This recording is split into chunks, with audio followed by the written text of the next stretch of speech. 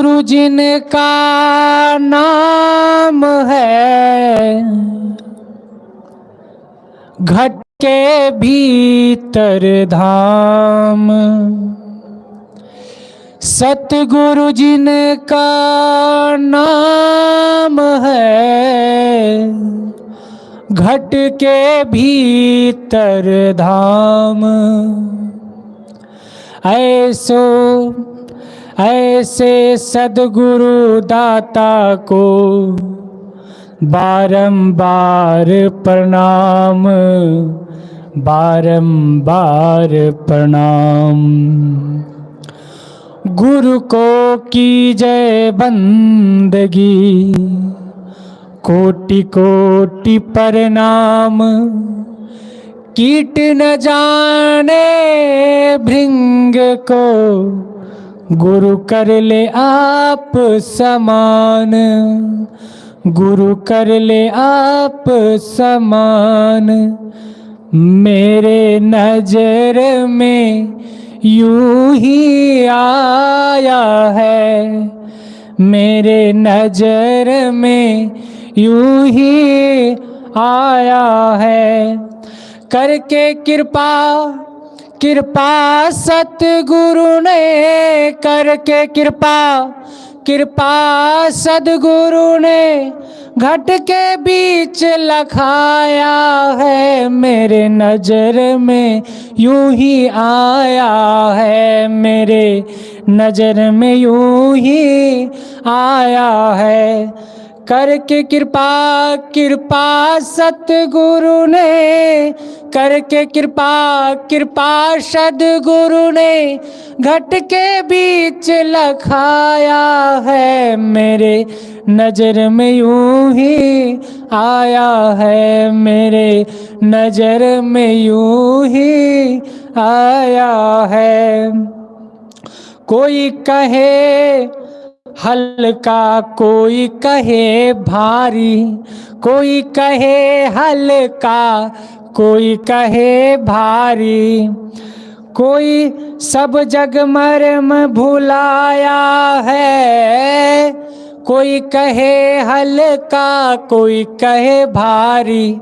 सब जग मर्म भुलाया है, मेरे सतगुरु शरण में आकर घट भीतर में परमात्म को दर्शाया है। मेरे सद्गुरु ने यूं ही बताया है, हो मेरे नजर में यूं ही आया है। करके कृपा कृपा सद्गुरु ने, करके कृपा कृपा सद्गुरु ने हम भक्तों को बताया है। मेरे नजर में यूं ही आया है, मेरे नजर में यूं ही आया है।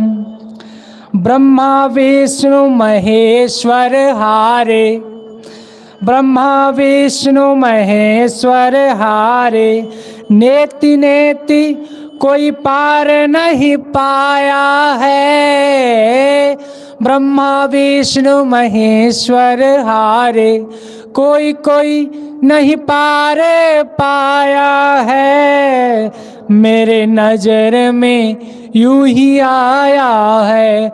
करके कृपा कृपा सद्गुरु ने, करके कृपा कृपा सद्गुरु ने घट के भीतर लखाया है। मेरे नजर में यूं ही आया है।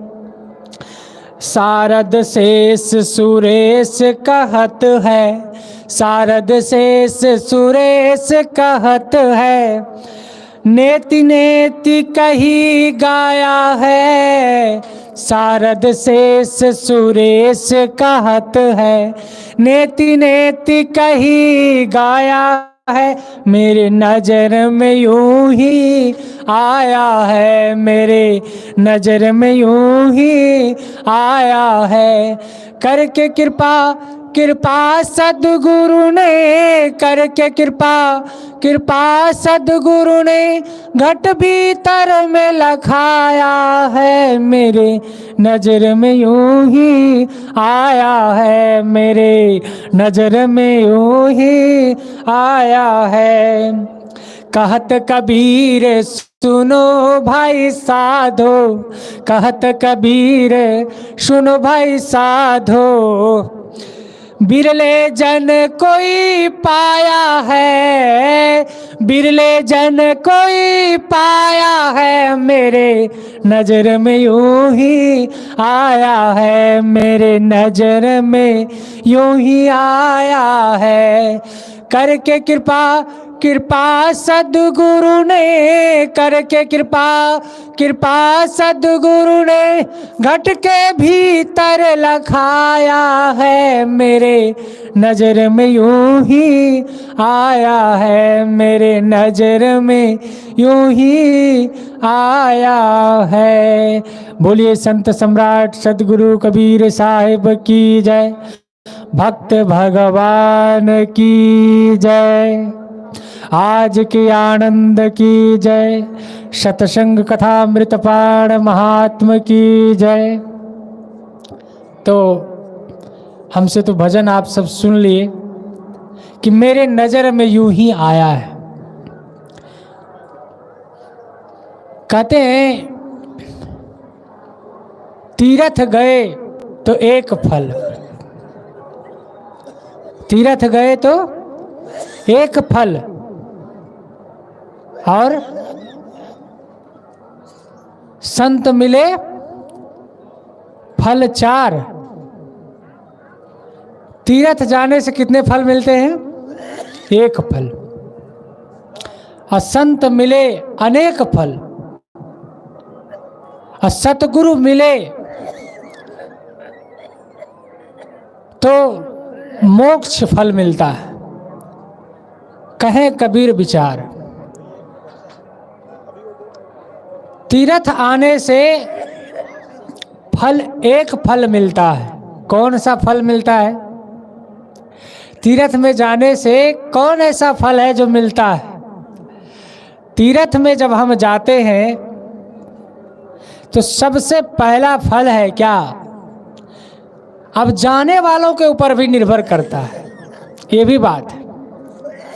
अब जाने वाले किस विचार से जाता है, क्या सोच से जाता है। इसी माघ मेले में सब लोग आए हुए हैं, लेकिन अपना अपना मंतव्य लेकर के आए, अपना अपना मंतव्य लेकर के आए। कोई आया है कि हम वहाँ जाएंगे और जा कर के स्नान करेंगे गंगा में, संगम में, और हमारे घर में परिवार में जो उलझन है, घर में जो भूत है, पिशाच है, देवी है, उस देवी ने घर को जो है जकड़ लिया है, पकड़ लिया है, वो देवी छोड़ नहीं रहा है, और वो चंडालिन मेरे घर में घुस गई है, वो चंडालिन भूतनी जो है हमारे घर को तबाह कर रखी है। ऐसे भूतनीन से पीछा छुड़ाना है। किसके पास जा करके? वहाँ जब मन्नत जा करके पूजा करेंगे, गंगा में स्नान करेंगे, तो हो सकता है भूतनी जो है, भूतनी माई दूर हो जाए। चंडालिन चुड़ैल, किसी के घर में चुड़ैल आ जाता है और 12 बजे रात में वो चुड़ैल हंसती है, कभी बहुत रोती है, कभी तो ऐसे रोती है विलाप करती है, ऐसे कहते हैं। क्या वाकई में ऐसा चुड़ैल है? वो चुड़ैल कौन है? हर आदमी के अंदर वो डर रूपी भूत, भय रूपी भूत चुड़ैल है। और जब आदमी भयभीत होता है तब चुड़ैल दिखता है, भूत दिखता है। तो सब अपने अपने मंतव्य से यहाँ मेला में आए हैं। अभी कोई आए हैं कि हम परीक्षा में पढ़ने लिखने में तेज हो जाए, हम पढ़ते हैं, याद करते हैं, लेकिन परीक्षा में पास नहीं होते। पास होने के लिए आए। कोई बहुत घुटने के दर्द से बाप बाप करते हैं, आए हो दादा, अब क्या करें, कैसे छूटेगा, संगम में नहा लेंगे, दाद खुजली हो गई है वो ठीक हो जाएगा। ऐसे भी लोग हैं। तीर्थ में जाकर के अनेक प्रकार के रोग व्याधि। एक आदमी आया होगा कि हम मुकदमा में लड़ रहे हैं, संगम में जाकर के जब जाएंगे तो मुकदमा हम जीत जाएंगे भाई से, इस उद्देश्य से भी आए होंगे। और जमीन लिए हैं, अभी जो है जमीन लिखाए नहीं है, ध्यान दीजिए, जमीन जो है लिखाए नहीं है, पैसा दे दिया है, तबाह कर रहा है, जमीन लिख ही नहीं रहा। क्या पता संगम में नहाएंगे, संगम के देवता लोग, वहाँ के संत लोग कृपा करेंगे और संगम तीर्थ का इतना महिमा है, नहा लेने के बाद जो भी समस्याएं हैं वो दूर हो जाएगी। इस उद्देश्य से आए हैं, अपने अपने मंतव्य से यहाँ तीर्थ करने के लिए आए हुए और ये सोचते हैं। कितने लोग आए हैं मेला देखने के उद्देश्य से आए हैं। कुल मिलाकर कहने के आशय है, बात यहाँ पर बढ़ाने से तो बात बढ़ेगी, बातों को बढ़ाते बढ़ाते हनुमान की पूंछ हो जाती है। हनुमान जी के पूंछ कहते हैं लंका में, पूंछ के मतलब हनुमान जी के पूंछ कितना बड़ा था, कहते नहीं है इस आदमी का बहुत पूंछ है। क्यों? योग्यता इतनी है, कोई बहुत बड़े पद पे हो जाए तो उसको स्वाभाविक है पूछने वाला होगा। तो महाराज हनुमान जो है पंडित थे और सबसे अगर इस धरती पर सेवक का उदाहरण दिया जाए, स्वामी भक्त का उदाहरण दिया जाए तो हनुमान, जिसने अपने मान, हनुमान, हनु मतलब हनन और मान, मान मतलब जो अपना मान नहीं चाहते थे वो हनुमान है। तो हनुमान जी महाराज सबसे बढ़िया, अगर स्वामी सेवक का उदाहरण दिया जाए तो सेवक में सबसे सर्वश्रेष्ठ हुए बजरंगबली गदाधारी।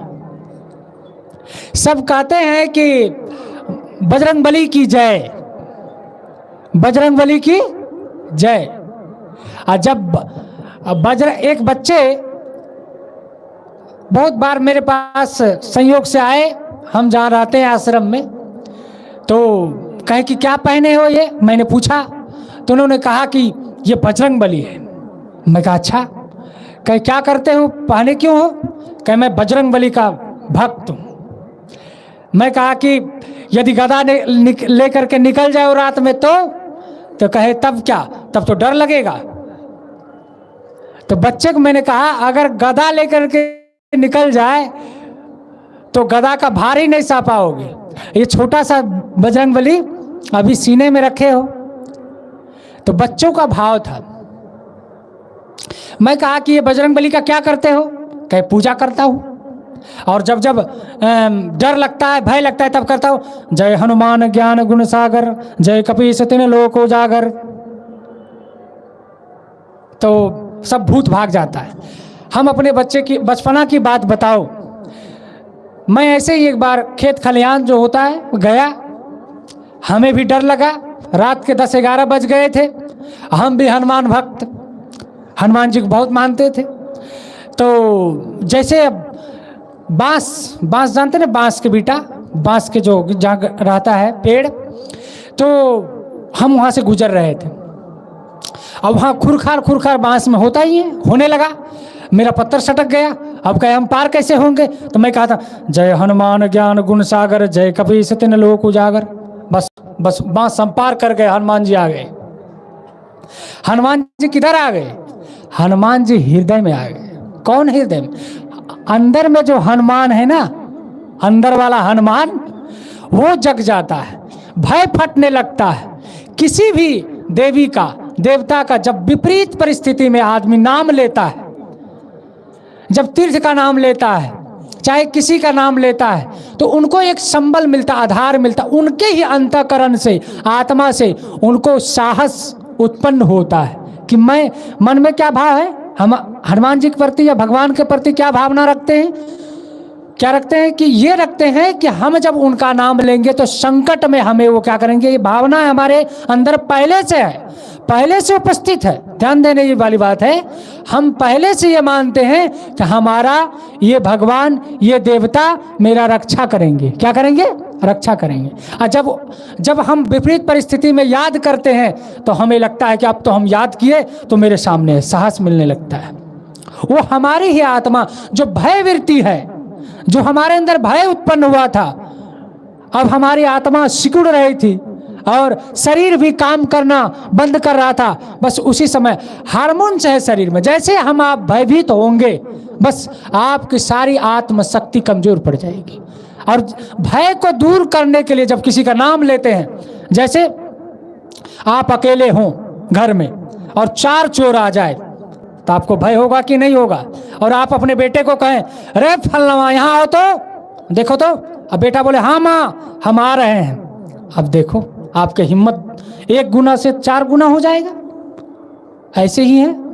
तो जब हम नाम लेने लगते हैं, याद करने लगते हैं किसी संत को, पुरुष को, तो हमारे अंदर जो भी भयवृत्ति होती, भय भूत, वो दूर होने लगता है। तो मैं कह रहा था कि तीर्थ में सब अपने अपने मंतव्य से आए हुए हैं।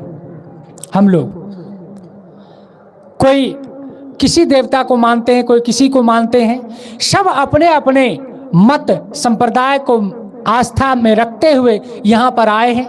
गंगा में स्नान कर रहे हैं और उसी में क्या स्नान कर रहे हैं? अभी हम लोग किस गंगा में बैठे हैं? ज्ञान गंगा नहा लो प्यारे मना, दाग दिल का छुड़ा लो प्यारे मना, ज्ञान गंगा नहा लो प्यारे मना, यहाँ संगम में नहा लो। ये ज्ञान का संगम है और उस संगम में नहाएं, लेकिन ज्ञान रूपी गंगा रूपी संगम में भी नहाएं। उस संगम में नहाने से मनोभाव और तन पवित्र होगा थोड़ा देर के लिए, लेकिन ज्ञान रूपी गंगा में जो अपने आप को स्नान कराता है, ये गंगा सहायक है। ये कुंभ माघ मेला ना लगा होता तो हम आपसे मिलते, आप हमसे मिलते। ये ऋषि मुनियों का देन है।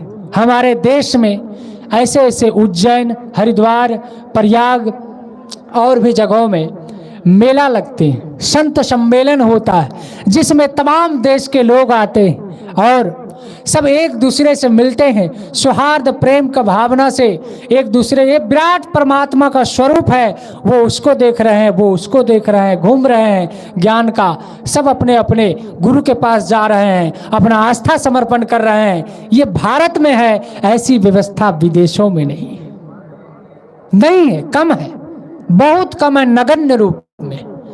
कितने हम लोग सौभाग्यशाली। इसीलिए कहा है देवता भी इस धरती पर, भारत की धरती पर जन्म लेने के लिए तरसते। श्लोक में आया है भारत धरती पर जन्म लेने के लिए, मनुष्य तो मनुष्य, देवता भी। तो ऐसे धराधाम पर हम लोग जन्म लिए हैं और भी संतों से सुनना है। तो मैं कह रहा था कि तीर्थ गए एक फल, पहला फल मिल गया है और उसी तीर्थ में कौन मिलता है? संत मिलता है। छोटे रूप में हम थोड़े में कहूँ, और जब संत मिलता है तो फिर सदगुरु मिलते हैं। अनेक संत, संत के मतलब अनेक संत, उसी में एक सदगुरु मिलते हैं जो सबसे सर्वोपरि है। गुरु तो किसी भी संप्रदाय में मिल सकता है, कहीं भी मिल सकता है, चाहे वो कबीर पंथ हो, कोई पंथ हो, सब जगह गुरु आदरणीय है। लेकिन इसी में कहीं कहीं सच्चे हंस, परमहंस सदगुरु मिलते हैं जो वो मोक्ष के लिए सर्वोपरि होता है। तो उससे फिर अनंत फल मिलता है, अनंत सुख, जो सुख पा करके जीव अनंत काल के लिए दुख निवृत्ति पा लेता है। तो भक्ति के प्रताप पर कुछ बातें हुई और तीर्थ पर कुछ बातें और कुछ भजन, मैंने कुछ विचार आप सबके बीच मैंने रखा। तो मैं इन्हीं वचनों के साथ देता हूँ बातों में विराम, क्योंकि और हमें संतों से विचार सुनना है। बोलिए सद्गुरु देव की जय। साहिब बंदगी प्रणाम आप सबको, और बातों को देता हूँ विराम।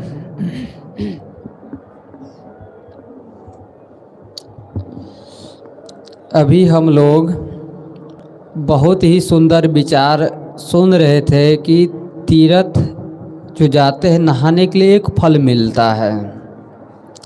हम सब यहाँ संगम में आए हुए हैं, त्रिवेणी संगम कहते हैं। गंगा और यमुना दोनों का संगम है, लेकिन सरस्वती दिखती नहीं कहीं। वो सरस्वती ज्ञान रूपी सरस्वती है। उस त्रिवेणी संगम में हम और आप बैठे हुए हैं। गंगा नहाना अच्छी बात है, नहाना चाहिए। और जब हम गंगा नहाते हैं, चाहे किसी भी पानी को अपने शरीर से धोते हैं, तो शरीर की गंदगी दूर होता है। और मन रूपी गंदगी को दूर करने के लिए कौन सा पानी है? ये सत्संग रूपी पानी है। आपकी कपड़े में कहीं दाग लगा हो तो दाग दिखता है। घर गंदा हो तो घर को आप झाड़ू से साफ करते हैं। कपड़े में दाग लगा हो तो आजकल अनेक प्रकार के केमिकल से आप साफ करते हैं कपड़े को, कपड़े में कहीं दाग न लगे। और दिल रूपी मन रूपी कपड़े में जो दाग लगा हुआ है, उस दाग को दूर करने के लिए कौन सा केमिकल है?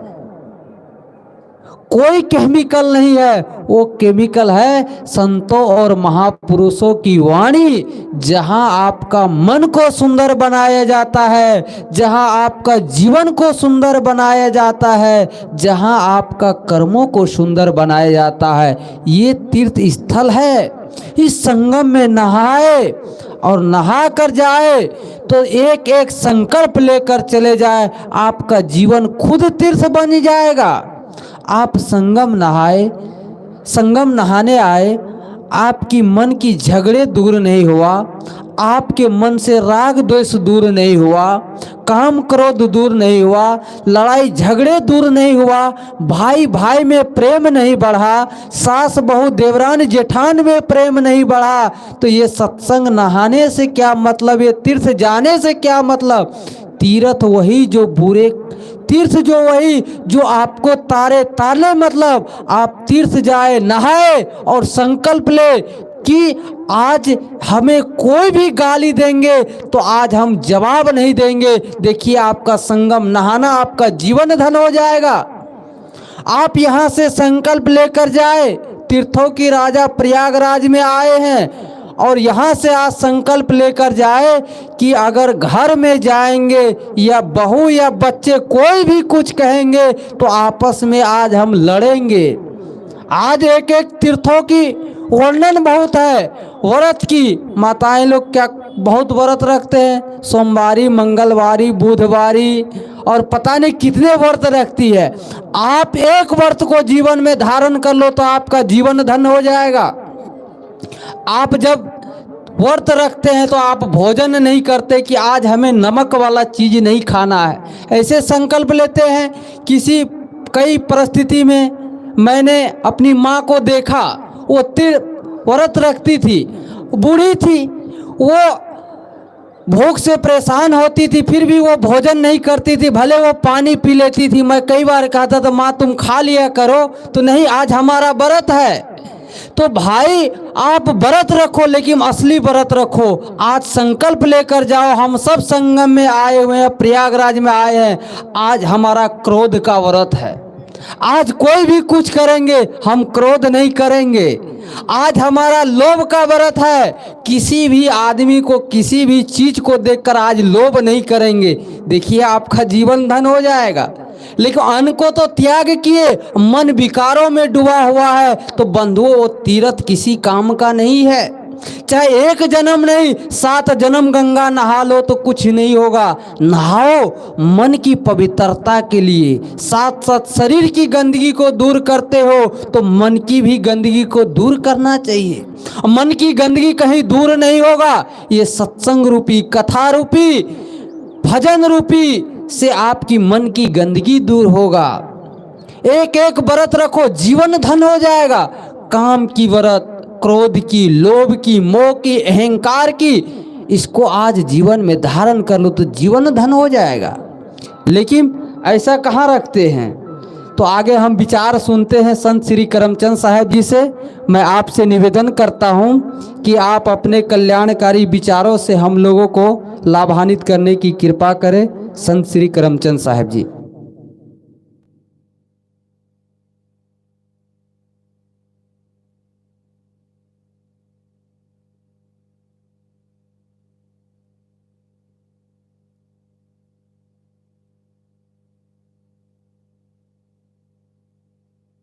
घड़ी।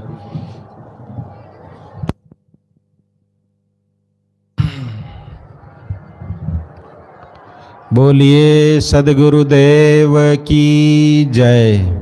क्या हुआ भाई, सब बहुत एकदम सुस्त हो गए हैं।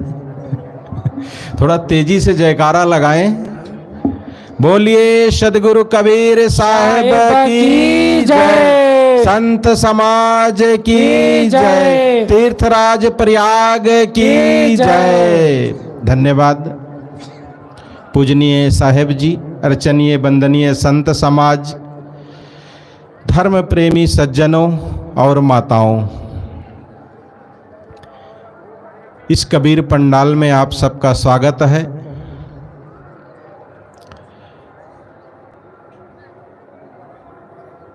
गुरुवर कबीर की बाणी है एक, साहेब तेरा भेद न जाने कोय, साहेब तेरा भेद न जाने कोय, साबुन ले ले पानी ले ले, मलमल काया धोए, अंतर घटका दाग न छूटे, निर्मल कैसे होए। इस पर आज हम विचार करें कि गुरुवर कबीर साहब क्या संदेश देना चाहते हैं।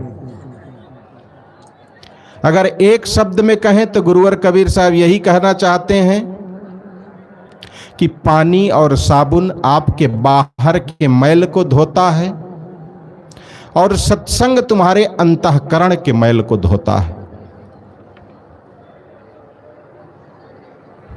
साहेब तेरा भेद न जाने कोय, साहेब उस परम तत्व का कोई रहस्य नहीं जानता, कोई समझता नहीं है। जब जिसको जैसी आवश्यकता पड़ी उस तरीके से भगवान की रचना कर लेता है। होता है कि नहीं। कबीर साहब और कहे एक ठो, दुख में सुमिरन सब करे और सुख में करे ना कोई, और जो दुख सुख में सुमिरन करे तो दुख काहे को होए। भगवान की जरूरत, परमात्मा की जरूरत, आत्मा की जरूरत हमें कब पड़ती है, संत गुरुजनों की जरूरत हमें कब पड़ती है। जब दुनिया से हमें थपेड़ा लगता है, तब जब बीवी और बच्चे हमको मारते हैं, तब जब कष्ट देते हैं, तब संतों की बात याद आती है, तब महापुरुषों की बात याद आती, तब भगवान की याद आती है कि अरे व्यर्थ में जीवन लगा दिया मैं। आदमी क्यों नहीं समझता है। आदमी भगवान को मानता है डर बस, भय बस। अभी हमारे साथी बता रहे थे ना कि जब हम कहीं डर जाते हैं तब भगवान की याद करते हैं। बात वही है कि जब दुख आया तब। ऐसे एक आदमी था, वो कुतूहल बस एक पहाड़ पर चढ़ गया। टीला था बहुत ऊंचा, गांव में कभी कोई चढ़ा नहीं, झाड़ झंखड़, और वो उसी पे चढ़ गया बहुत ऊंचा। अब चढ़ तो गया, चढ़ने में कुछ नहीं, लेकिन जब ऊपर गया देख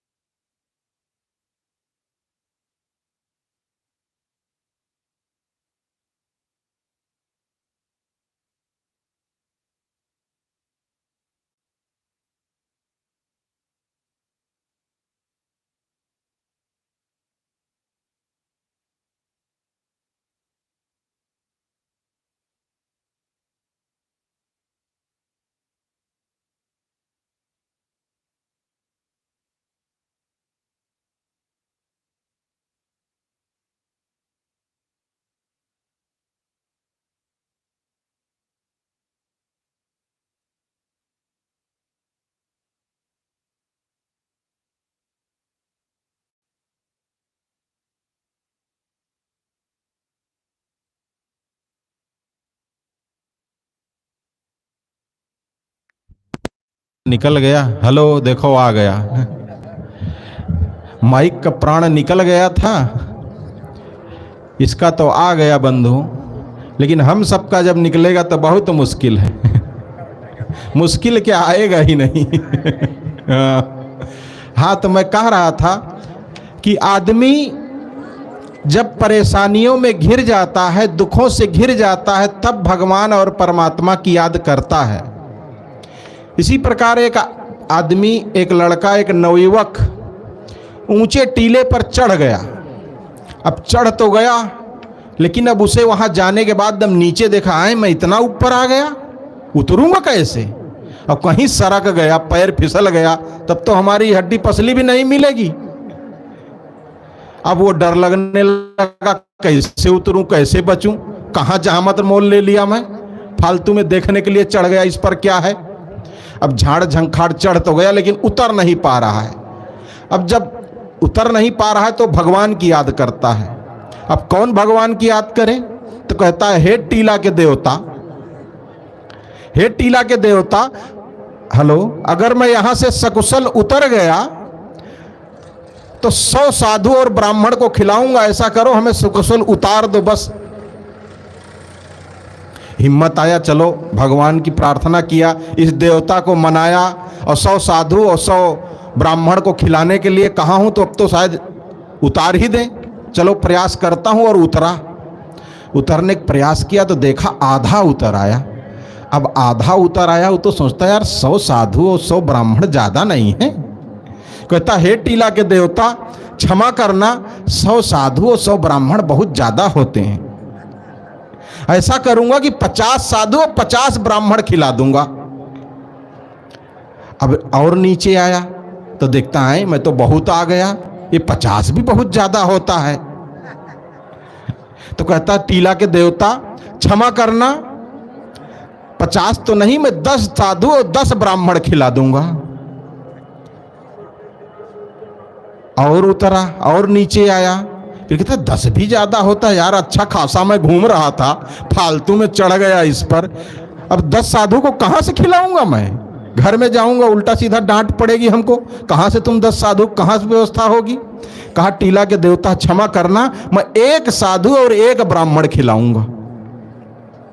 तो कहे, चलो भाई, 1 को तो खिला ही लेंगे। और ऐसा करके हिम्मत बांधा और नीचे उतरा और पूरा जमीन पर आ गया। और जमीन पर आ गया तो कहता, हे टीला के देवता, ना मैं कभी इतना ऊंचे चढ़ूंगा, ना किसी को खिलाऊंगा। ये कहानी उस युवक की नहीं है, हम सब की है। जब दुख पड़ा तो 100 ब्राह्मण 100 साधु को खिलाने की बात याद आई। अब दुख खत्म हो गया ना, नीचे आ गए। अब न कभी इतना ऊंचे चढ़ूंगा, न किसी खिलाऊंगा। मतलब भगवान को भी नहीं छोड़ता है आदमी, देवता को भी नहीं छोड़ता आदमी, उनको भी ठग लेता है। जब दुख पड़ता है, दिक्कतें आती हैं, पीड़ा आती हैं, तब हम भगवान और परमात्मा की याद करते हैं। और गुरुवर कबीर साहब कहते हैं, सुख में सुमिरन अगर कर लिए होते, अंतर घट का दाग न छूटे, निर्मल कैसे होए। अंतर घट का दाग क्या है? राग, द्वेष, ईर्ष्या, जलन, काम, क्रोध, लोभ, मोह, इनको अगर छुड़ा लिए होते तो हम निर्मल हो जाते, सारे दुख दूर हो जाता। आदमी को कहते हैं जितना दुख राग से होता है, उससे कम दुख द्वेष से होता है। एक आदमी से आपको मोह हो जाए, वो ज्यादा दुख देगा बंधु, और एक आदमी से आपके से दुश्मनी हो जाए, उससे कम दुख मिलेगा। ये बात जान लीजिए। जो राग वाला दुख है वो ऐसा है कि आप उसको कुछ कह भी नहीं सकते हैं, लड़ भी नहीं सकते हैं, कुछ बोल भी नहीं सकते हैं। जिससे आपको बहुत मोह हो, बहुत लगाव हो, बहुत मानते हो, बहुत चाहते हो, वो कभी आपको कुछ उलट के कह दे, उल्टा सीधा आपके बारे में उल्टा सोच ले, तो कितना दुख होता है। ऐसे लगता है कि मैं आत्महत्या कर लूं। कहीं गले में फांसी लगा लूं। इसीलिए गुरुवर कबीर साहब अंतःकरण को साफ करने की बात करते हैं। बाहर शरीर तो गंगा यमुना धो रही है, लेकिन अंतःकरण जो है, हमारा मन जो है, उसका मैल धुलने के लिए केवल सत्संग है। प्रेम के रंग से इसको धोएं, प्रेम के पानी से धोएं। आज के घरों में सब कुछ तो है, टीवी है, सोफा सेट है, पत्नी है, बच्चे हैं, मकान है, पंखा है, टीवी, कूलर, सब कुछ है, लेकिन आदमी ऐसे लगता है हारा हुआ जुआरी, सब कुछ हार के बैठा है, कुछ भी नहीं है उसके पास। क्यों? उसे जो करना चाहिए था वो काम नहीं किया। अगर हमारे ही घर में एक दूसरे के बीच प्रेम हो जाए तो हमारा घर स्वर्ग लगने लगे, लेकिन प्रेम हो नहीं पाता है, मोह हो जाता है। मोह और प्रेम में अंतर क्या है आखिर? हम सब अपने घर वालों से, अपने बाल बच्चों से, अपनी पत्नी से कितना मोह करते हैं, सब कुछ तो उन्हीं के लिए करते हैं। लेकिन गुरुवर कबीर साहब कहते हैं 2.5 अक्षर प्रेम का पढ़े सो पंडित होए। मतलब क्या इसमें पढ़ना क्या है? आदमी को यही नहीं समझ में आता, इस प्रेम को पढ़ना क्या है। बंधुओं, प्रेम और मोह में बहुत थोड़ा सा अंतर है। अगर समझ लेंगे तो एकदम जमीन आसमान का अंतर है। कैसे? प्रेम केवल दिया जा सकता है, ध्यान से सुने, प्रेम केवल दिया जा सकता है, उसमें पाने की कामना नहीं होती है, निस्वार्थ होता है। उस प्रेम की बात गुरुवर कबीर साहब कहते हैं। और यही प्रेम अगर हम किसी को देते हैं और चाहते हैं कि इसके बदले में वो गरम गरम हमको 2 रोटी दे, हमसे मीठा बोले, हमारा ख्याल रखे, तो व्यापार हो गया, बदलाया हो गया ना। हम तुम्हें दे, तुम हमको दो, बराबर हो गई बात ना। तो उसको प्रेम का नाम नहीं, उसे मोह कहा जाता है। तुमसे हमारा कुछ स्वार्थ है, हमारा लाभ है। 10 रुपया लेके गए, आप आधा किलो आलू खरीद ला, इसमें कौन प्रेम की बात है? आप पैसा दुकानदार को दिए, दुकानदार आलू आपको दे दिया, बात खत्म। हमारे घर में केवल बस यही चल रहा है, व्यापार चल रहा है। बेटा अगर हमारा कहा मानता है तब तो ठीक है, और कहा नहीं मानता है तो नालायक। पिताजी अगर हम बेटा जैसे कहता है वैसा कर देते हैं, मांगता है 5,000 सीधा सीधा दे देते हैं, तब तो ठीक है, नहीं तो सठिया गए हैं। अब इनको समझ नहीं है। जब तक हमारा उल्लू सीधा हो तब तक आप सही हैं। लेकिन प्रेम बंधुओं इससे बहुत अलग चीज है। प्रेम में पाने की इच्छा होती ही नहीं है, वो केवल दिया जाता है बस। ट्रेन में आप बैठे हैं, आपके पास में भी कोई बैठा है, उसके साथ प्रेम करेंगे, उसका सहयोग करेंगे, नहीं कर पाएंगे। क्यों? उससे आपको बदले में कुछ नहीं मिलने वाला है। आप उसी का सहयोग करेंगे जिससे बदले में कुछ मिले। दामाद आ जाए घर में, देखो कितना प्रेम करते हैं घर के लोग। क्यों? हमारी बेटी को खुश रखेगा, वो खुश रहेगा तो हमारी बेटी राज करेगी। और किसी का इतना सम्मान क्यों नहीं होता है? बंधुओं, आजकल हमारे जीवन में असली प्रेम की कमी हो गई है, और इसी के कारण हम एक दूसरे के दुश्मन बनते जा रहे हैं। एक दूसरे को देखना नहीं चाहते हैं। आए दिन लड़ाई झगड़ा कलह, और ये सब बढ़ने का कारण है सत्संग और अध्यात्म की ओर ना जुड़ना। एक संत जन कहानी सुनाते हैं कि एक बहू अपने घर में आई तो उसकी सासू माँ से उसकी कभी पटरी नहीं खाती थी, हमेशा लड़ाई होती रहे। और लड़ाई इतनी ज़्यादा बढ़ गई थी कि क्या बताएं, एक दूसरे कोई देखना नहीं पसंद करते थे। और सासू माँ जब देखो तब बहू को, उसके भाई को, उसके पिता को, उसके नैहर के लोगों को कह के ताने मारती रहे दिन भर। अब बहू से सुना ना जाए। अब बहू अपने पति से कहे देखो इस घर में या तो ये रहेंगी या तो मैं रहूंगी। अब कहे अरे हमारी मां है, इनको कैसे छोड़ देंगे हम, तुम पागल हो गई हो क्या? कहे पागल समझो चाहे जो समझो, इस घर में जब से आई हूं तब से हमें सुख नहीं मिला है, आज तक दुख ही दुख मिला है, मैं इस घर में कैसे रह सकती हूं। अब पति भी बेचारा परेशान कि करे तो करे क्या, मां को छोड़े कि बहू पत्नी को छोड़े। लेकिन वो कुछ नहीं किया, कुछ नहीं किया। पूज्य साहब जी आ रहे हैं, थोड़ा रास्ता दे दें।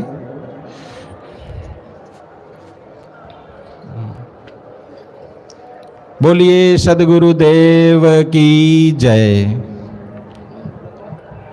तो मैं कह रहा था कि वो बहू अपने सासू मां से बहुत परेशान हो गई थी और उस परेशानी से बाहर जाने के लिए, छुट्टी पाने के लिए बहुत उपाय कर डाली, बहुत लोगों से पूछ डाली, लेकिन कोई उसको सही रास्ता नहीं बताया। तो क्या सोचती हो कि ये बुढ़िया जब मरेगी अब तभी हमको सुख मिलेगा।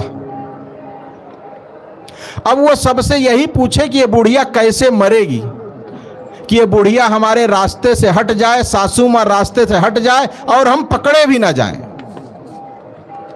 तो एक बार ऐसे एक संत उस गांव में पहुंच गए।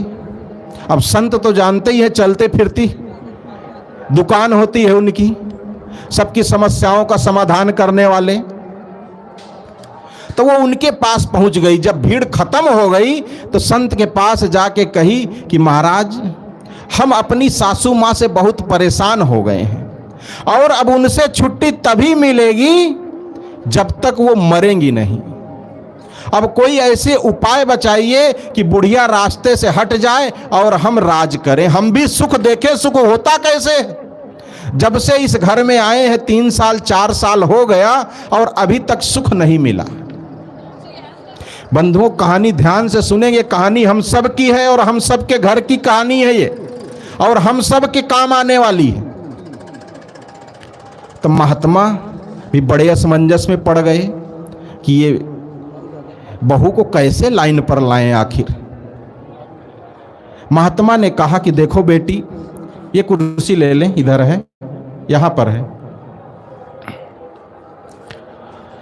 महात्मा ने बहू से कहा देखो बेटी, हमारे पास एक जहर है, बैठे बैठे बाद में, हमारे पास ये जहर है, इसको ले जाओ, मैं इसका 30 पुड़िया बना देता हूं और अपने सासू मां को रोज एक एक पुड़िया देना।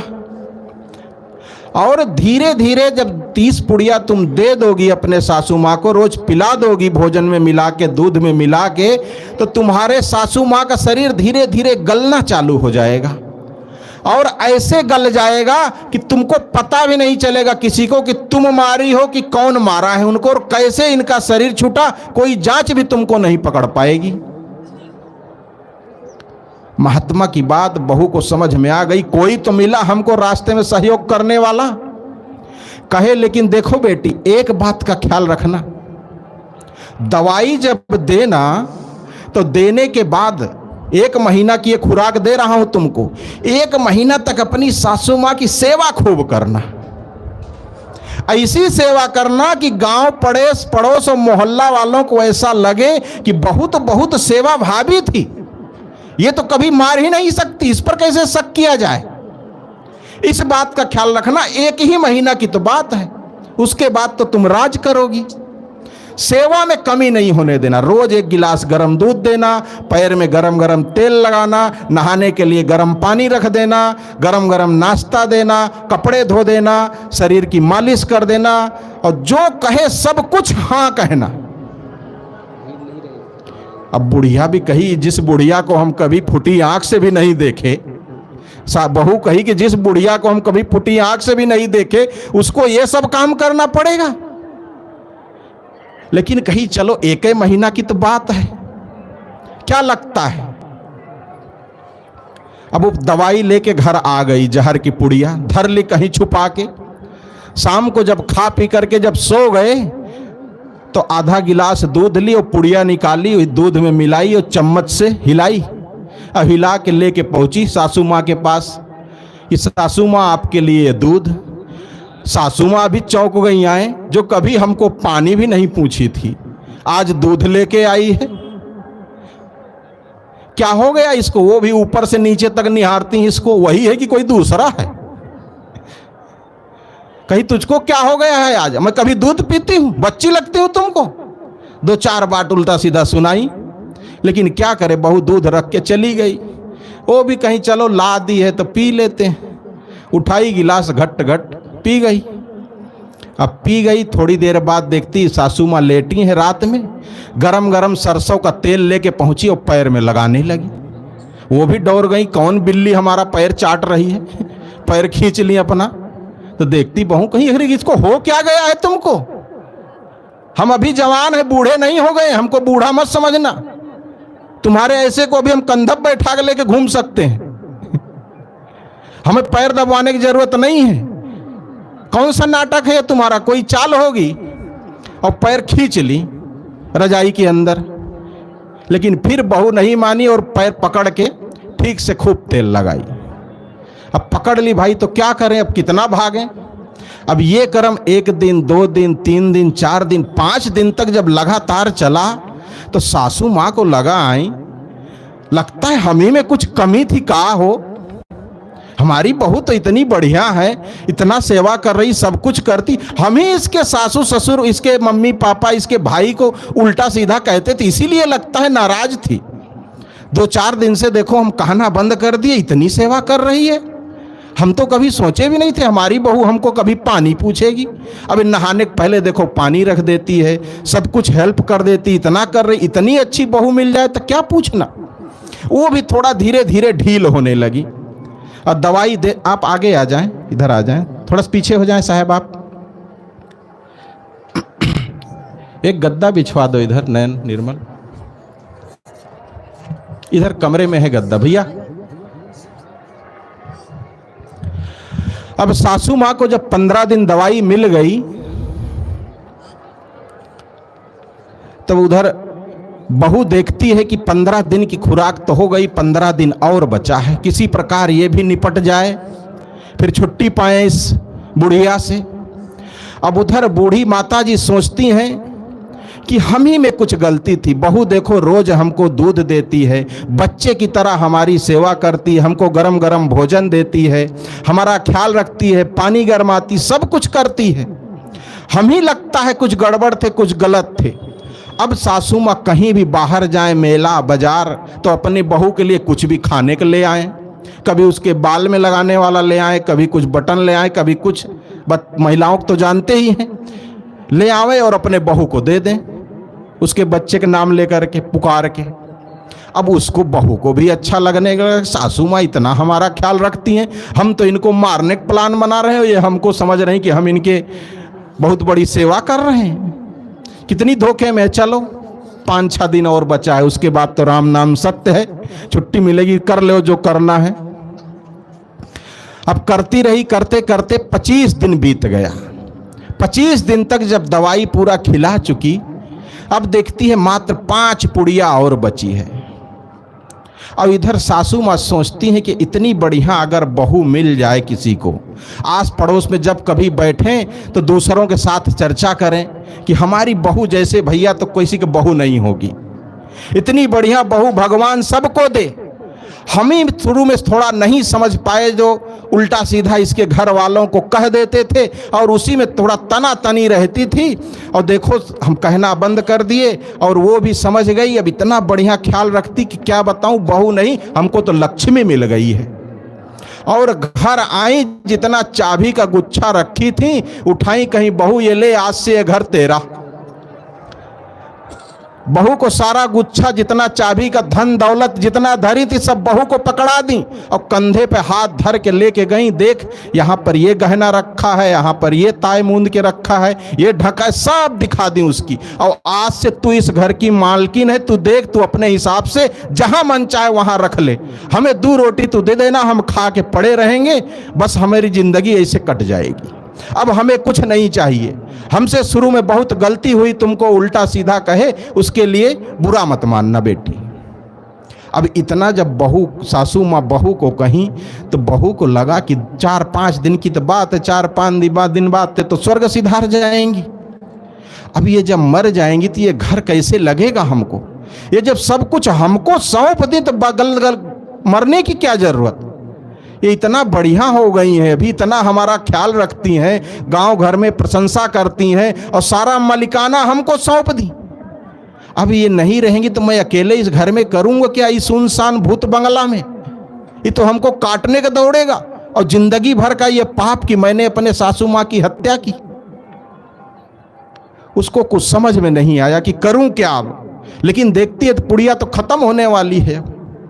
फिर दौड़ी, पता लगाई वो महात्मा कहाँ से आए हैं, कहाँ से गए, किधर गए। पता लगा कि कहीं अमुक दूसरे गांव में निकल गए थे, उनके पास पहुंची कि महाराज मुझसे बहुत बड़ी गलती हो गई। कहे क्या हुआ बेटी, दवाई काम नहीं कर रही क्या? कहे नहीं नहीं, बात वो नहीं है, बात ये है कि हम अपनी सासू माँ को मारना नहीं चाहते।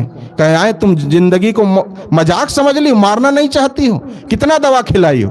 कहे दवाई अभी 25 पुड़िया खिलाएं, 5 बची। कहे दवाई तो पूरी हो गई है, खिलाओ ना खिलाओ उनको तो मरना ही है, बस 10 दिन 15 दिन 20 दिन बाद मरेंगी।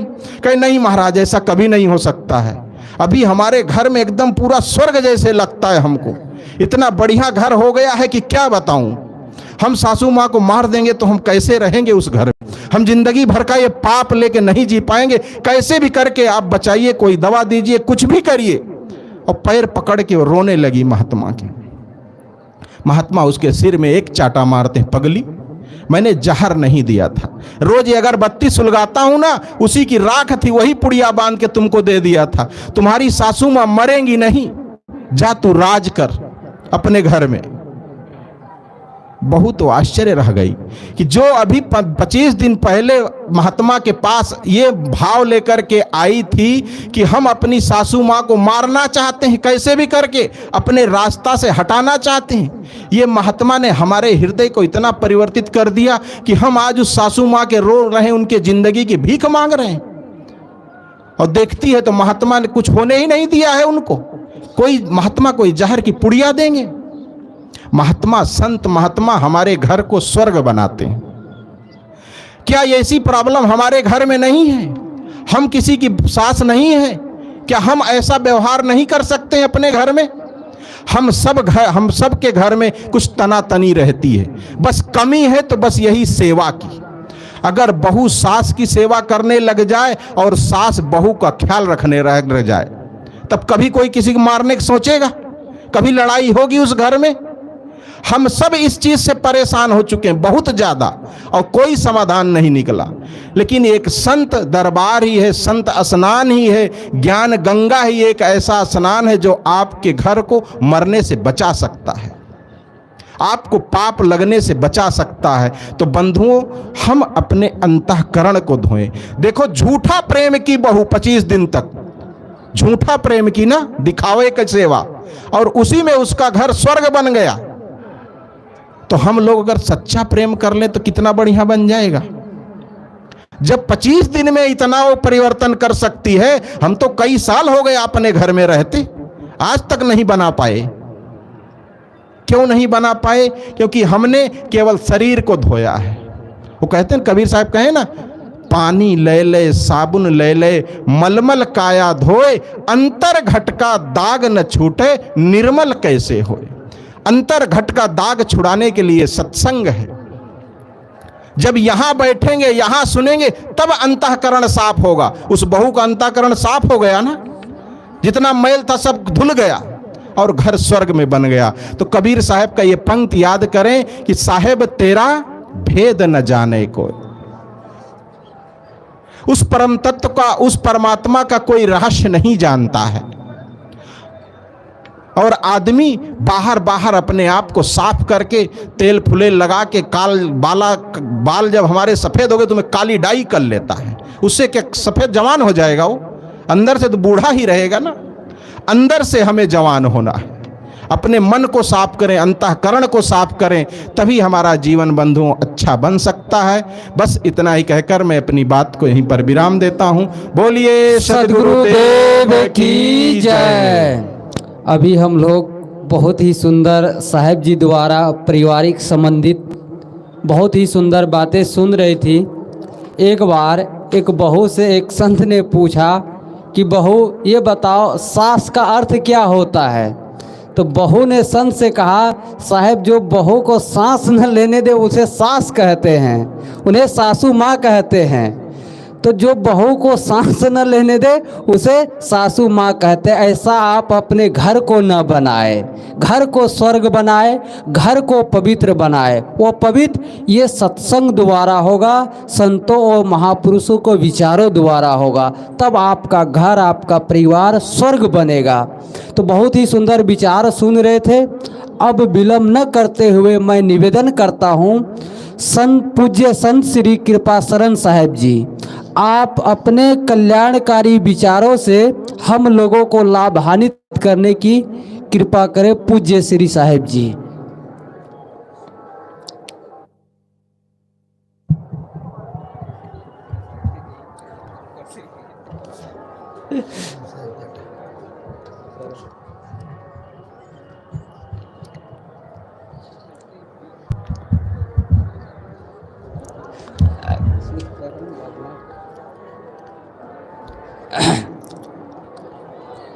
मंगलमय मंगल करन मंगल रूप कबीर, ध्यान धरत नाशत सकल कर्म जनित अघ पीर। बोलिए सद्गुरु कबीर साहब की जय, तीर्थराज प्रयाग की जय, गंगा मैया की जय, सभी संत महापुरुषों की जय।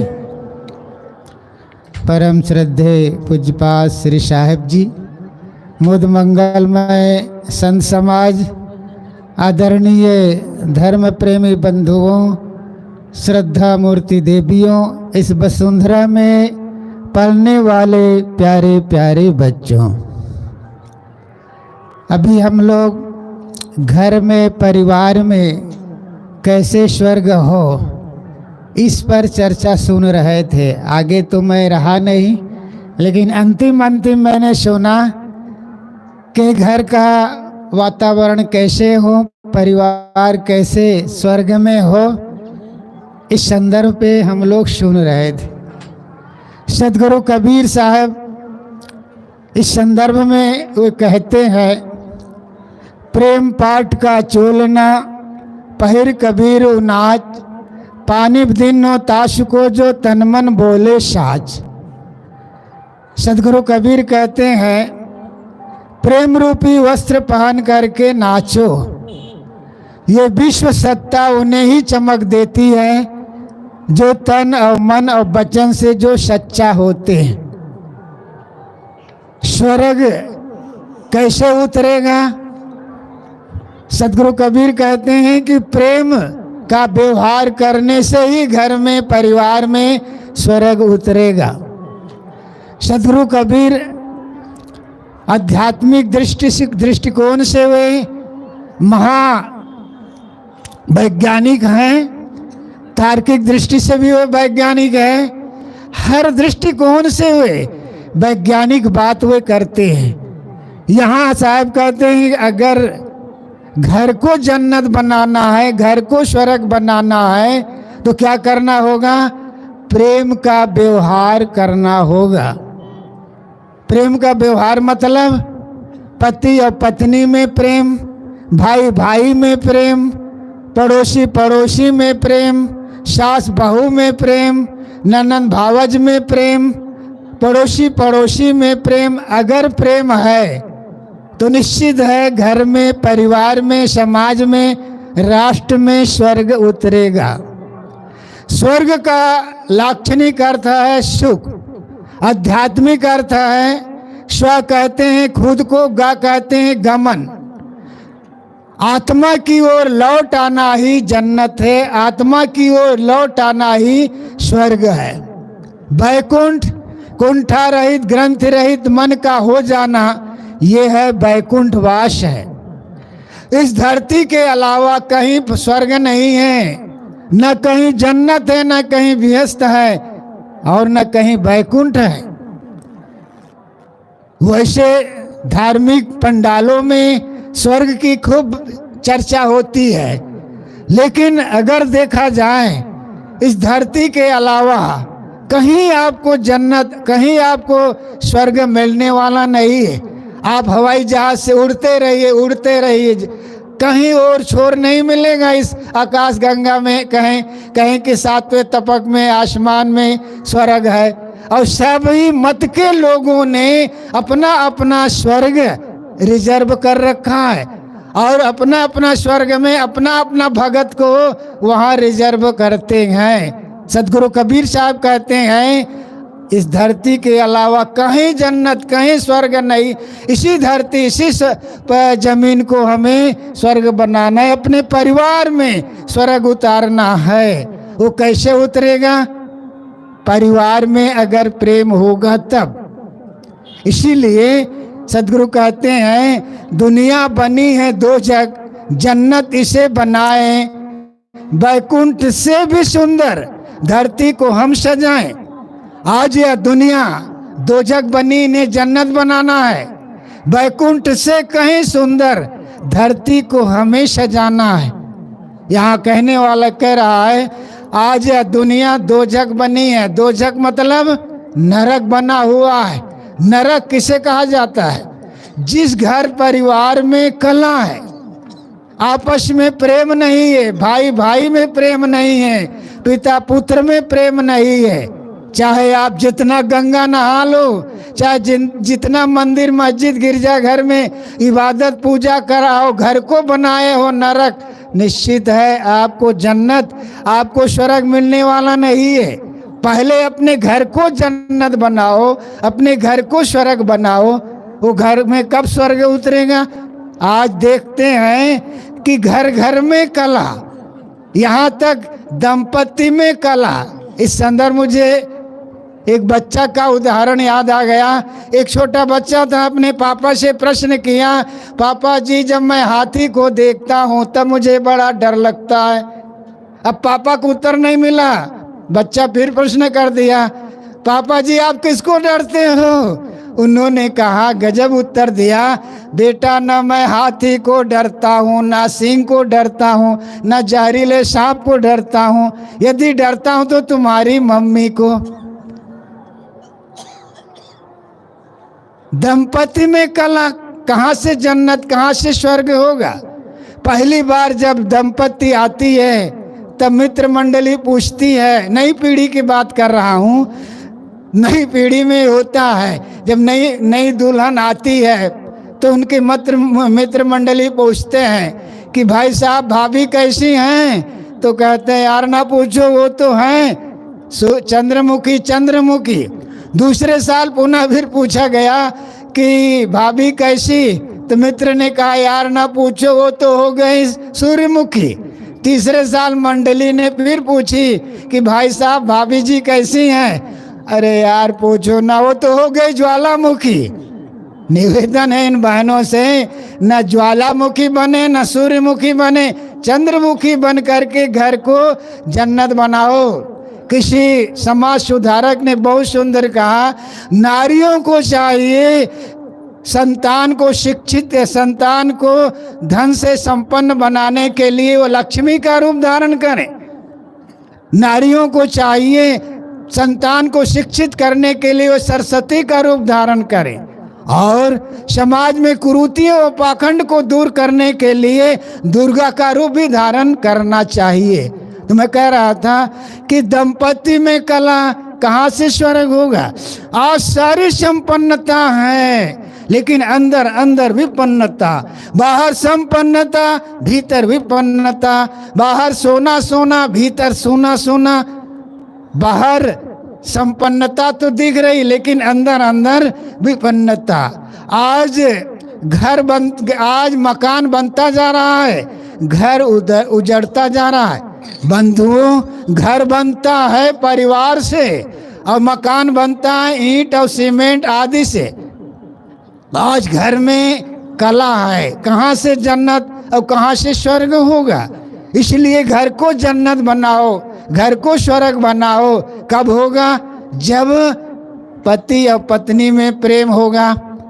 सदगुरु अभिलाष साहब कहा करते थे, अगर दंपत्ति में प्रेम होंगे तो निश्चित है 3 पीढ़ी का सुधार होता है।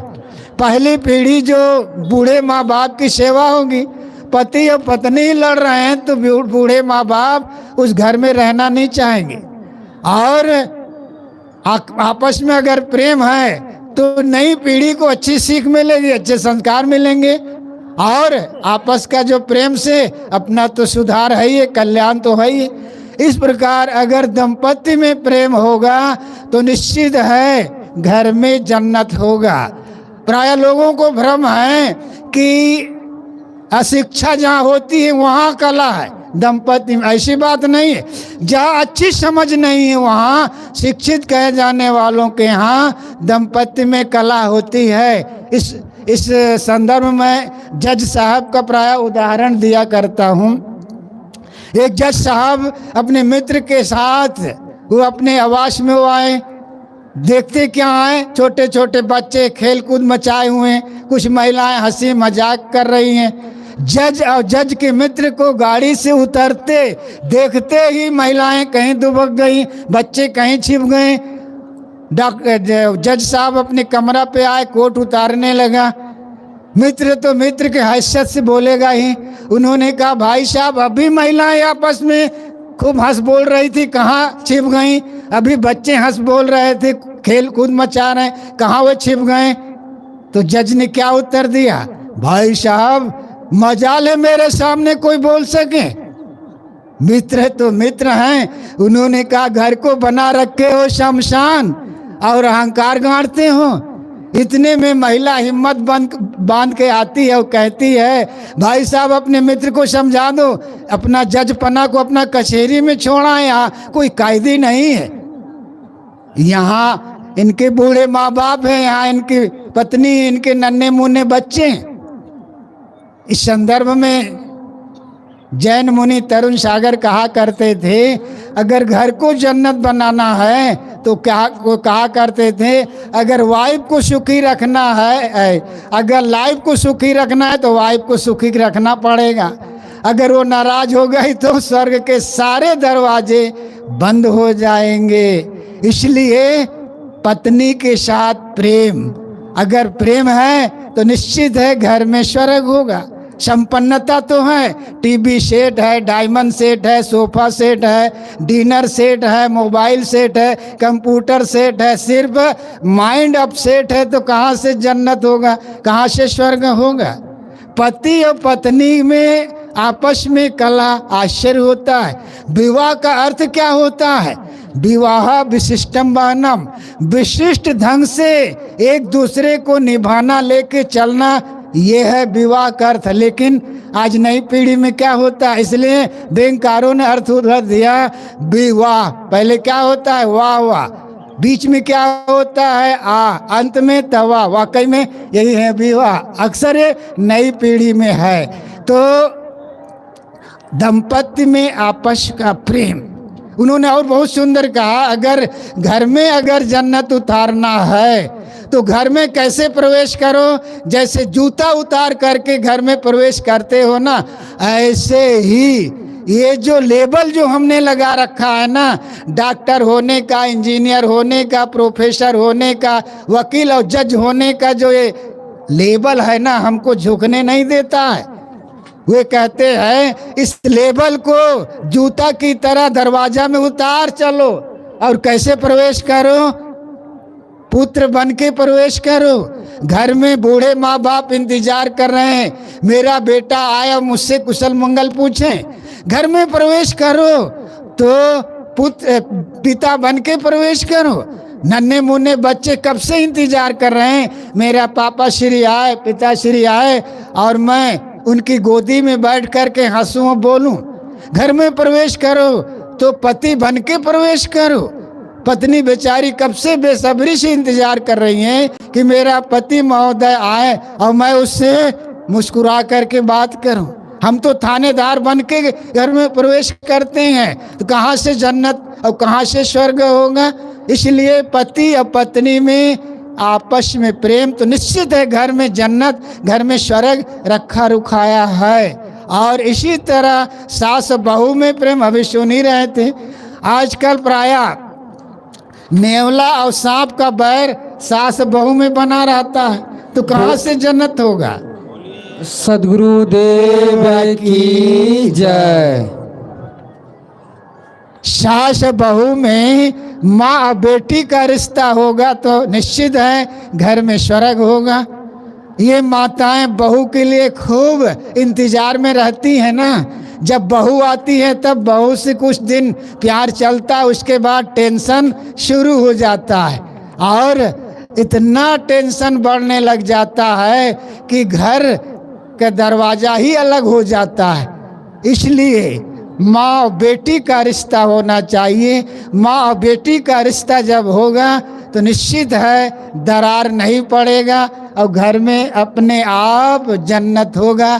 इसी तरह भाई भाई में प्रेम, पिता पुत्र में प्रेम और ननंद भावज में प्रेम, देवरान जेठान में प्रेम और पड़ोस पड़ोस में प्रेम। अगर ये प्रेम को हम बढ़ाते जाएं तो निश्चित है हमारा देश एकता के सूत्र में बन सकता है। एकता से ही तो राष्ट्र का निर्माण होता है, प्रेम से ही देश का कल्याण होता है। स्नेह का दीप जलाओ आज घर घर, प्रेम ही आज़ादी का पैगाम होता है। प्रेम ही तो आज़ादी का पैगाम है। हमारे देशवासियों में जब प्रेम हुआ तब हमारा देश आज़ाद हुआ। खैर देश तो हमारा आज़ाद हो गया, लेकिन हमारा घर कब सुखमय हो, कब शांतिमय हो, इसके लिए प्रेम की ज़रूरत है। प्रेम ही वास्तव में स्वर्ग का साधन है। पूज्य साहब जी विराजमान है, अपनी बात न बढ़ाते हुए यहीं पर विराम। बोलिए सदगुरु कबीर साहेब की जय। अभी हम लोग पूज्य श्री साहेब जी के बहुत ही सुंदर विचार सुन रहे थे। अब हम लोग देरी न करते हुए परम पूज्य सद्गुरुदेव जी से मैं प्रार्थना करता हूँ कि आप अपने गहन गंभीर विचारों से हम लोगों को लाभान्वित करने की कृपा करें। पूज्य गुरुदेव जी।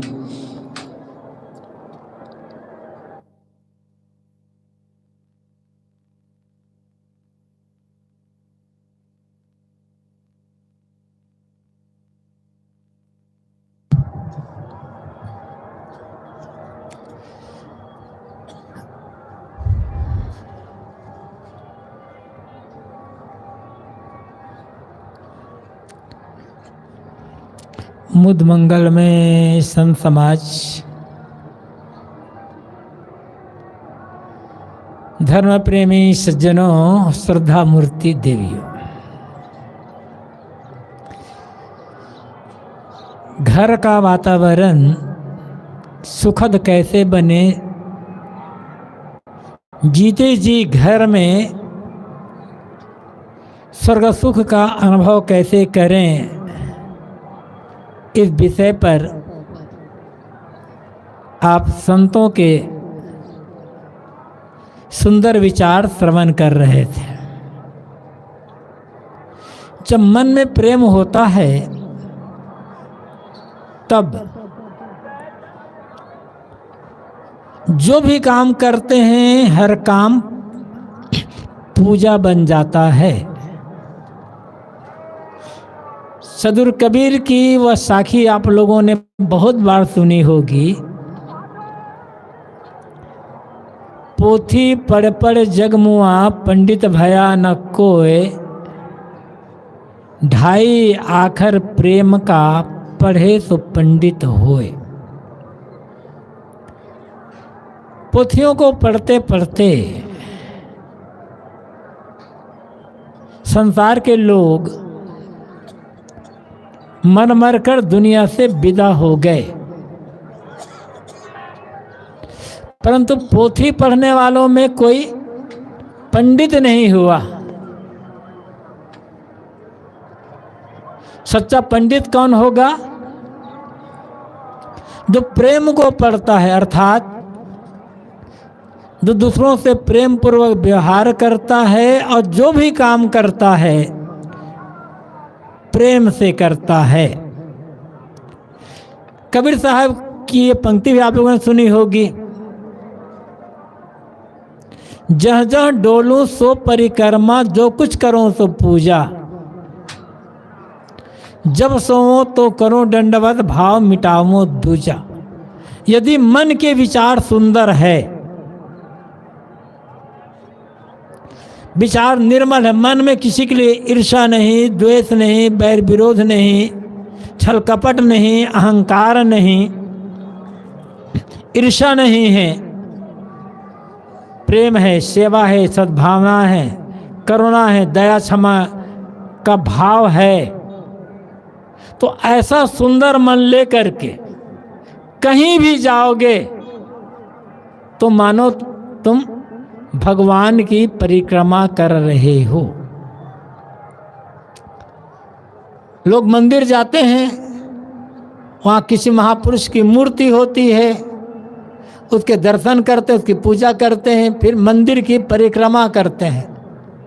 साहब कहते हैं ये मत समझना कि उतने में तुम्हारी परिक्रमा पूरी हो गई, वो तो ठीक है तुमने वहाँ परिक्रमा की, लेकिन असली परिक्रमा तब होगी जब ये समझोगे कि ये पूरी दुनिया मानो भगवान का मंदिर है। लोग कहते हैं ना कि भगवान सब जगह व्याप्त है, भगवान तो सब जगह है, तो भगवान जब सब जगह है तो पूरी दुनिया भगवान का मंदिर है। और यदि मन की भावना निर्मल है, मन में पवित्र विचार है, तो मानो खेत जा रहे हो तो भगवान की परिक्रमा कर रहे हो। किसान ही तो अन्नदाता है ना। सच्चा विष्णु भगवान, जो कहा जाता है विष्णु भगवान जगत का पालन पोषण करने वाला है, तो उस विष्णु को तो हम लोगों ने देखा नहीं। सच्चा विष्णु ये किसान हैं, जो कड़ी मेहनत करके एड़ी चोटी का पसीना बहा करके अन्न पैदा करते हैं, साग भाजी फल फूल आदि पैदा करते हैं, और किसान के पैदा किए हुए अन्न को खाकर पूरी दुनिया जीवित है। डॉक्टर बहुत बड़े बड़े डॉक्टर हो जाएं, इंजीनियर हो जाए, वकील हो जाए, नेता हो जाए, कलेक्टर कमिश्नर हो जाए, जज हो जाए, वैज्ञानिक ज्ञानी विद्वान साधु महात्मा सब हो जाए, और किसान भर न रहे तब क्या होगा? फैक्ट्री में पैदा करोगे अन्न को कि आकाश से पैदा कर लोगे?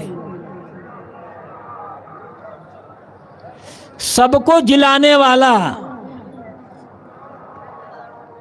सबको जीवित रखने वाला विष्णु भगवान कदी है तो किसान है।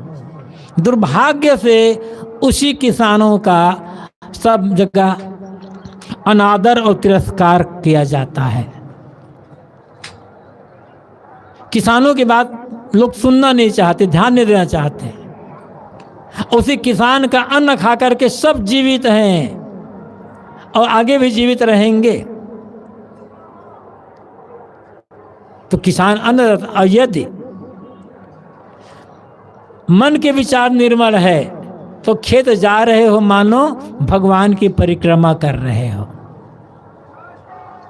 दुकान जा रहे हो तो भगवान की परिक्रमा कर रहे हो। दुकान में बैठो, आदमी दुकान करता है, व्यापार करता है तो मुनाफा के लिए करता है, मुनाफा नहीं लेगा तो खाएगा कैसे? लेकिन दुकान में बैठो, अरे सोच लो कि ये दुकान मेरा मंदिर है, और जितने ग्राहक आते हैं सौदा खरीदने के लिए सब देवी देवता हैं, भगवान भगवती है। उनसे प्रेम से बात करो, मीठी वाणी में मधुरता से मुस्कुरा करके बात करो, सही दाम लो और सही चीज दो। मुनाफा तो लेना पड़ेगा, तो सही दाम लो और सही चीज दो, तो दुकान में सौदा बेचना भी पूजा बन जाएगा। दुकान तो मंदिर बन जाएगी।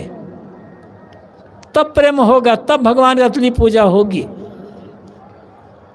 कहते हैं ना, बड़े प्रेम से मिलना सबसे दुनिया में इंसान रे, ना जाने किस वेश में बाबा मिल जाए भगवान रे। किस वेश में नहीं, ये भगवान ही तो बैठे हैं सामने हमारे। मंदिर में तो पूजा कर लिया, घर में आकर झगड़ा करने लग गए, गाली गलौज करने लग गए, तब भगवान कैसे खुश हो जाएगा? इसलिए प्रेम की बात। तो साहब कहते हैं, जहाँ जहाँ डोलो सो परिक्रमा, खेत जा रहे हो मानो भगवान की परिक्रमा कर रहे हो, दुकान जा रहे हो परिक्रमा कर रहे हो, दफ्तर जा रहे हो परिक्रमा कर रहे हो, कारखाना जा रहे हो, कहीं भी जा रहे हो, भगवान की परिक्रमा है। ऐसा जब होगा ना, तो जीती जी स्वर्ग सुख का अनुभव कर लेगा। और यदि ऐसा नहीं हुआ, मन में गंदगी है, ईर्ष्या द्वेष है, कला है, वैर विरोध है, स्वार्थ है, अहंकार है, तब तो मरने के बाद नरक ही हो जाएगा मन, क्योंकि आज मन बना हुआ है नरक।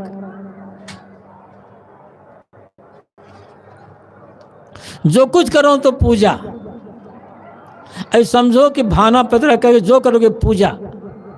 माताएं भोजन बनाती हैं, भोजन बनाते समय सोच ले कि मैं देवी देवता भगवान भगवती को चढ़ाने के लिए प्रसाद बना रही हूँ, तो भोजन बनाना पूजा बन जाएगा। झाड़ू लगाना हो, सोच लो मैं भगवान के मंदिर में झाड़ू लगा रही हूँ, झाड़ू लगाना पूजा बन जाएगा। तुम्हारा घर मंदिर है और जितने सदस्य हैं घर में वो सब देवी देवता भगवान भगवती, क्योंकि उनमें भगवान है ना, सब भगवान है। तो ऐसी भावना जब रखेंगे ना, तब परिवार में एकता होगी, समाज में एकता होगी, तब हम लोग आगे बढ़ेंगे। लड़ करके झगड़ा करके तो आगे नहीं बढ़ सकते, कलह करके तो आगे नहीं बढ़ सकते। तो सबसे पहले अपने घर को मंदिर बनाओ। 3 मंदिर बनाना है आपको।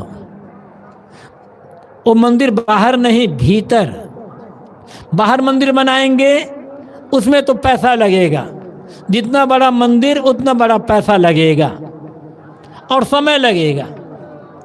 लेकिन मैं जिस मंदिर की बात कर रहा हूँ, वह मंदिर बनाने के लिए एक भी पैसा खर्च नहीं लगेगा।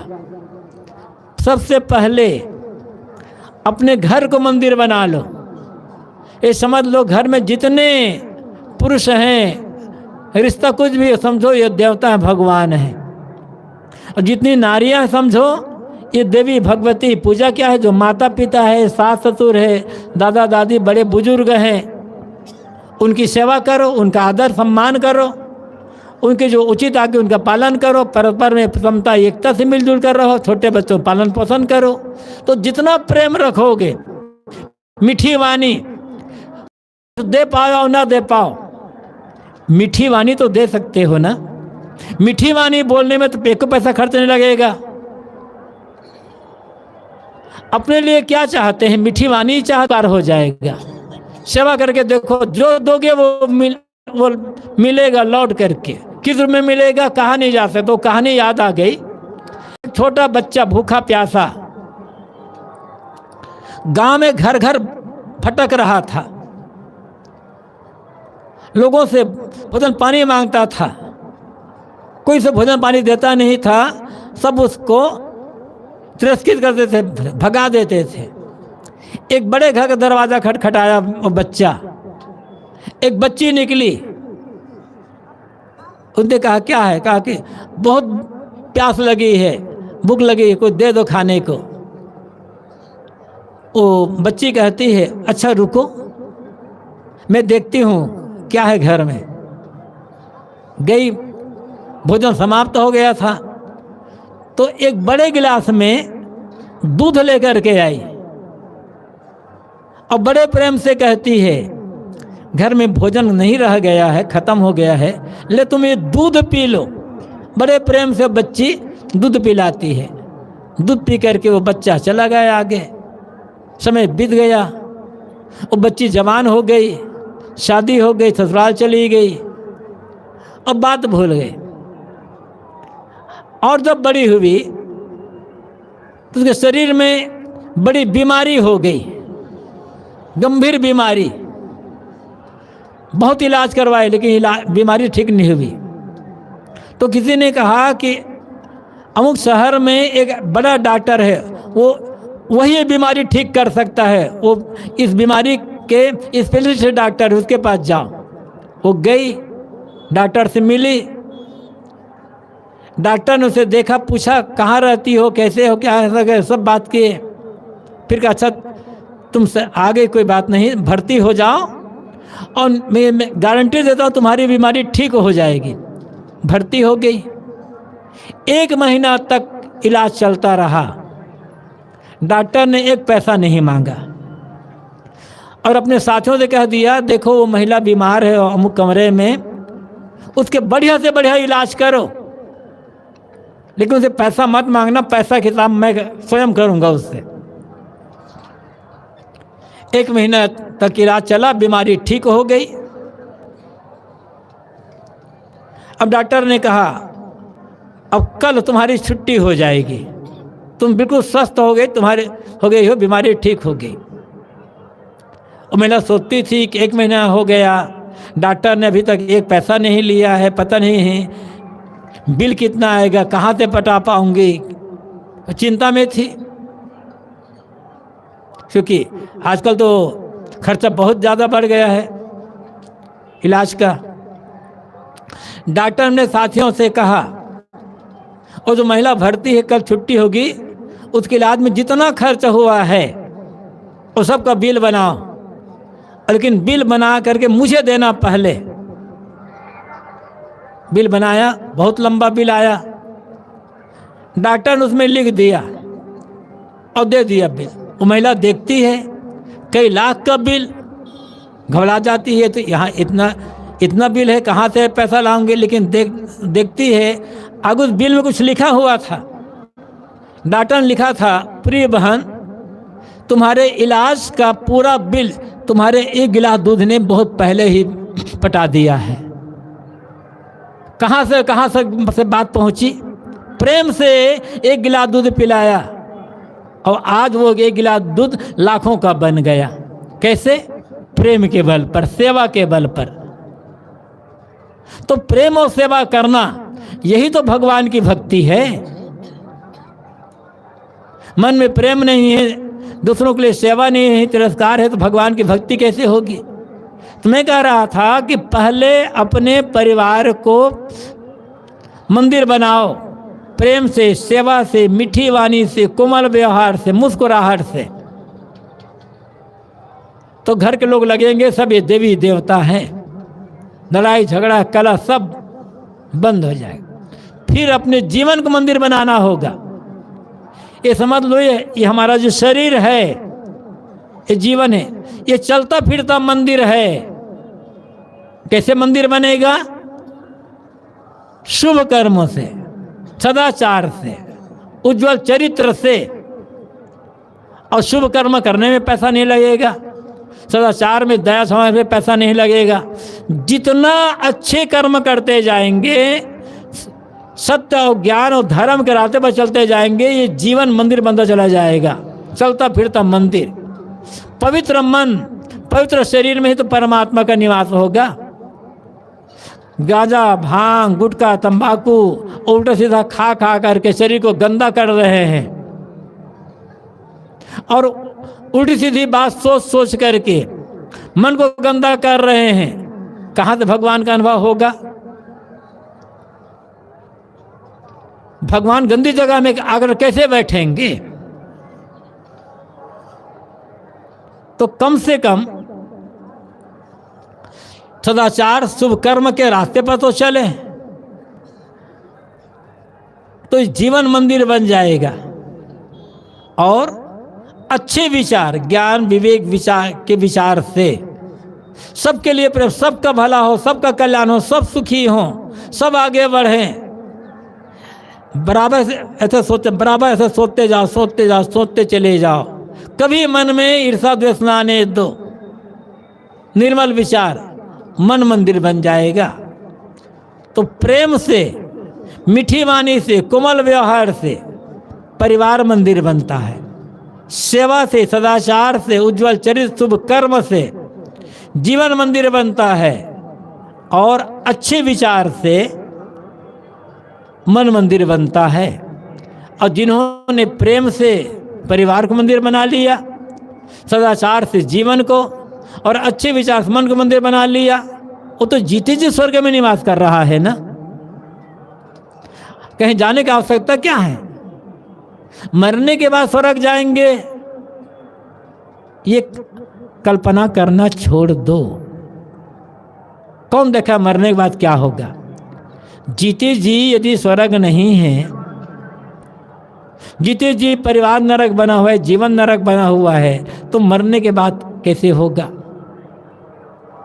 आज शुभ कर्म। कौन आदमी मरने के बाद स्वर्ग जाता है, कौन आदमी मरने के बाद नरक जाता है, ये देखना चाहते हो, जानना चाहते हो, तो उस आदमी के जीवन को देखो कि जी कर उसने क्या किया। ये तो भारत है, यहाँ तो मरने के बाद हर आदमी को स्वर्ग हो जाता है। कसाई मरता है तो स्वर्गवास होता है, डाकू मरता है तो स्वर्गवास होता है, चोर मरता है तो स्वर्गवास होता है। कभी सुना है आप लोगों ने कि आज हमारे देश में अमुक व्यक्ति का नरकवास हो गया? भारत में तो हर किसी का स्वर्गवास होता है, हर किसी का स्वर्गवास होता है। अभी तक कोई नरक गया ही नहीं, सबका स्वर्गवास होता है। ये तो कहने का तरीका है। जीवन को देखो। वो कहानी अचानक याद आ गई, मैं कह देता हूँ फिर आगे चलूँगा। एक सेठ के यहाँ एक मुनीम की आवश्यकता थी। सेठ ने अखबार में विज्ञापन निकाला कि मुझे पढ़े लिखे योग्य युवक मुनीम की आवश्यकता है। अखबार के विज्ञापन को पढ़कर दो युवक जिनकी पढ़ाई पूरी हो गई थी सेठ के पास पहुँचे। कहा, सेठ जी आपको मुनीम की आवश्यकता है, हम उसके लिए आए हैं। सेठ ने दोनों की परीक्षा की डिग्री देखी, परीक्षा का मार्कशीट बहुत बढ़िया, दोनों अच्छे नंबर से पास हुए थे। सेठ ने कहा, तुम पढ़ाई में तो तुम दोनों अच्छे जान पढ़ रहे हो, दोनों के नंबर अच्छे आए हैं, लेकिन मेरी परीक्षा में जो पास होगा उसको मैं अपने पास रखूंगा। कहा सेठ, युवकों ने कहा, सेठ जी बताइए परीक्षा, हम परीक्षा देने तैयार हैं। तो सेठ ने कहा, परीक्षा यह है कि आज हमारे गांव में 2 लोगों की मृत्यु हुई है। लोग शमशान की ओर ले गए हैं अंतिम संस्कार करने के लिए। ये पता लगा करके आओ, ये जो 2 व्यक्ति की मृत्यु हुई है, इसमें से कौन स्वर्ग में गया है और कौन नरक में गया। जो सही उत्तर बताएगा उसी को मैं मुनीम की नौकरी में रखूंगा। अब युवक तो सोचे। एक युवक उठा और जल्दी से शमशान की तरफ गया। लोग ले जा रहे थे रोते हुए, राम नाम सत्य है कहते हुए। और जानते हो, राम नाम सत्य है कब कहा जाता है? जब सुनने वाला बहरा हो गया होता है। जब सुनना बंद हो जाता है। राम नाम सत्य है कहा जाता है, विश्वास है। सुबह सुबह आओगे बेटा कहे, पिताजी राम नाम सत्य है, तब क्या समझोगे? भाई जब राम का नाम सत्य है तो सुबह भी सत्य होगा, शाम को भी होगा, रात में भी होगा, तो हर समय सत्य होगा ना। लेकिन नहीं, जिंदगी भर राम नाम सत्य है ये नहीं सुनना है। सुनने वाला जब विदा हो जाएगा तब सुनाएंगे राम नाम सत्य है। अपने धोखा देता है आदमी, दूसरे को भी धोखा देता है। तो लोग शमशान की ओर ले जा रहे थे रोते हुए। एक युवक गया और एक आदमी से पूछा, भैया ये जो आदमी मर गया है ना, ये नरक में गया है कि स्वर्ग में गया है? अब किसी घर में कोई मरा हुआ उसे पूछो तो क्या उत्तर देगा वो? सुनने वाले को बड़ा गुस्सा आया। कहा कि भले आदमी, हमें क्या पता कि नरक में गया स्वर्ग में गया? जानना चाहते हो ना तो मर करके देखा। तो कहा ये तो बात तो गड़बड़ है, हम जीवित है और मरने वाला बता नहीं सकता, हम जान नहीं सकते।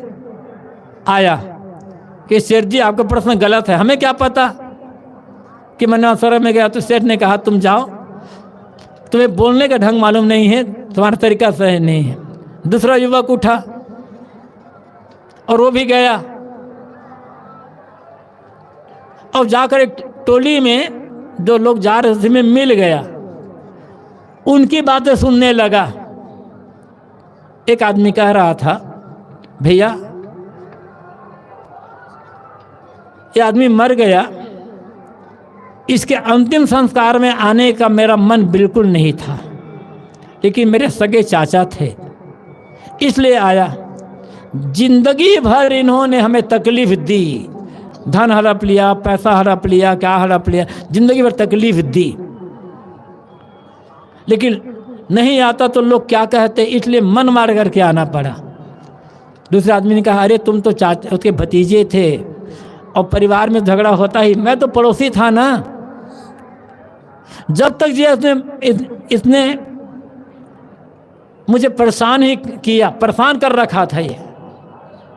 तीसरा आदमी कह रहा था, तुम तो पड़ोसी थे, तुमसे झगड़ा, हम तो गांव में रहते थे ना। इन्होंने किसका भला किया? किसी को मार देना, किसी गाली देना, कुछ को कर देना, ये तो ये किया। चौथे आदमी ने कहा, भैया आदमी मर क्या गया, गांव का कांटा निकल गया, अच्छा हो गया मर गया। उस युवक ने लिखा, इस आदमी का जी नरक में गया, वहां से निकल गया। आगे टोली में पहुंचा, एक आदमी कहा था, भैया इतना बढ़िया आदमी, इन्होंने जो कुछ कमाया लोगों की सेवा में लगा दिया, इसके घर से कभी कोई खाली हाथ लौटा ही नहीं। इन्होंने कितने गरीब लड़कियों की शादी करवा दिया, गरीब बच्चों को पढ़ा लिखा दिया।